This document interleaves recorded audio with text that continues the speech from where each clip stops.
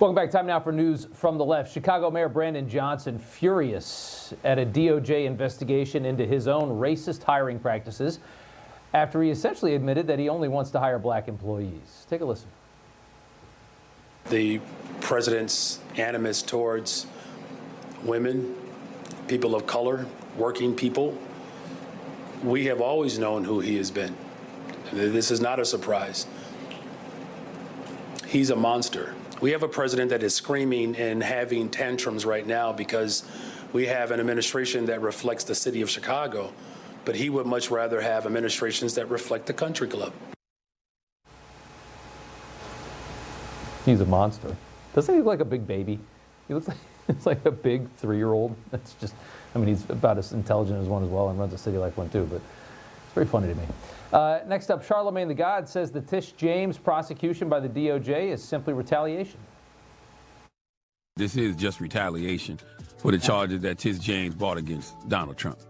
Like, Donald Trump has a list, and Letitia James is high on that list, as I'm sure Alvin Bragg is. Alvin Bragg been very quiet, probably rightfully so, but, you know, we do know this is retaliation.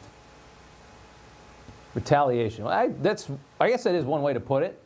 I don't entirely disagree with them, but it's probably more accurate to say that they manufactured a crime against somebody they politically hated. They seeked out to find anything they could, and they couldn't find much, so they manufactured a crime against somebody they hated politically, and then they just charged them for it.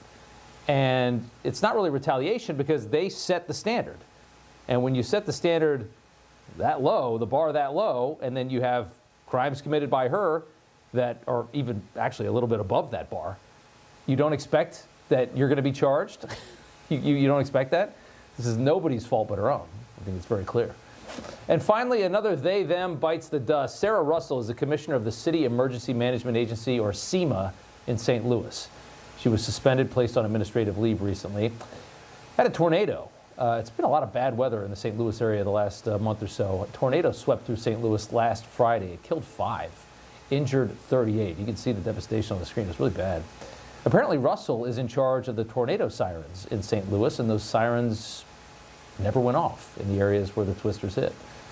Russell, who uses they-them pronouns, very proud of that, jumped on TV to make excuses for what was just her blatant incompetence.